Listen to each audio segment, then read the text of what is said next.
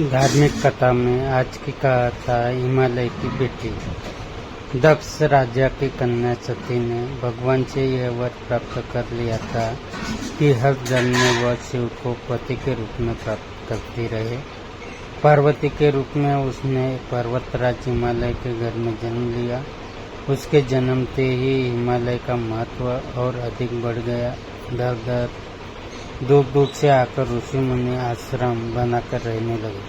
हिमालय ने भी उनको पर्याप्त मान सम्मान दिया। चारों ओर सुंदर पर्वत पर सदैव फल फूल उनके नवीन वृक्ष प्रकट हुए।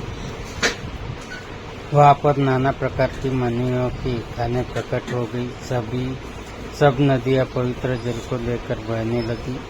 पशु पक्षी आपस में प्रेम पूर्वक रहने लगे। सब जीव जंतुओं ने वैमनस्यता को त्याग दिया। पार्वती के आने से हिमालय हर प्रकार से समृद्ध हो गया। नारद जी को उसकी खबर लगी तो वह वीणा बजाते हुए हिमालय से मिलने चल दिए। पर्वतराज ने आदर से सम्मान पूर्वक उनका स्वागत किया। चरण धोकर सुंदर आसन पर बैठाया।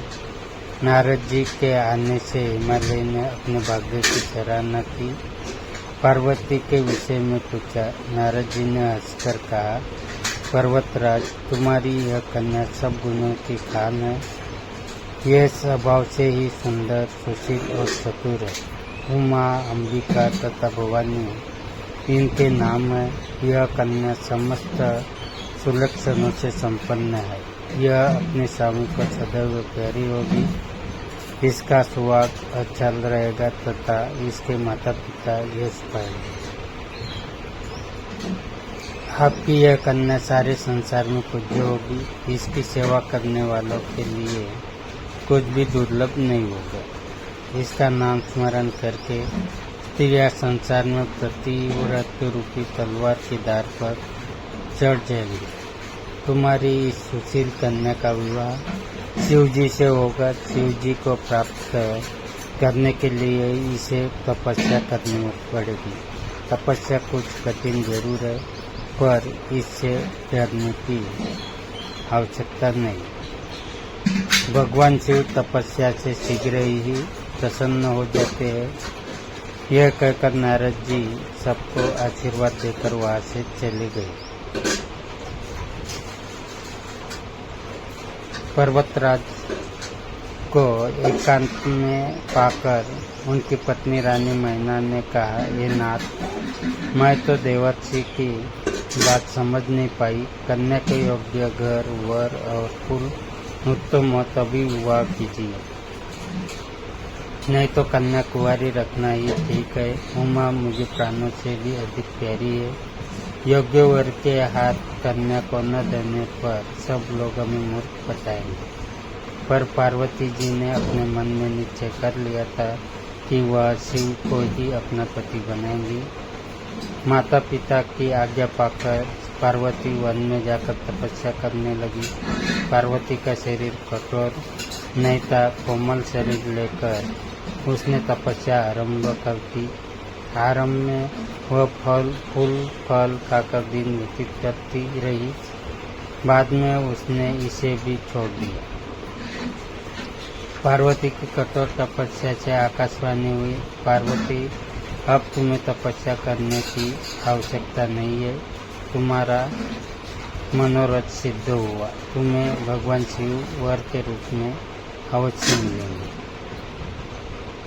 इतने में सप्त ऋषियों ने पार्वती की परीक्षा लेनी चाहिए। वे पार्वती के पास आए।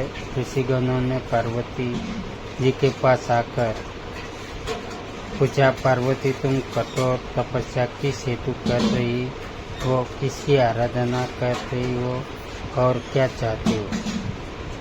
इस हमसे स्पष्ट कहो। ऋषिगणों की बात सुनकर पार्वती ने लज्जाते हुए कहा, मुनिवर, मैंने शिव को अपना पति बनाने के लिए यह तपस्या की।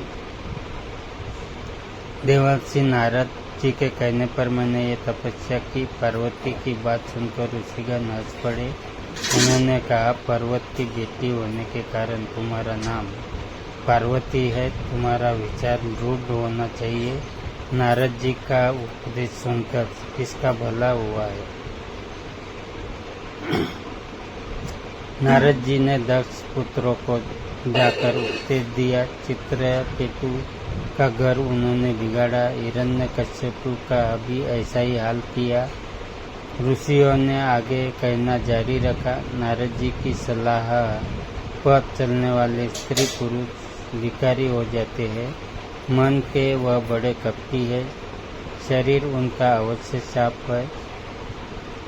वह अपने सम्मान को सबको बनाना चाहते हैं।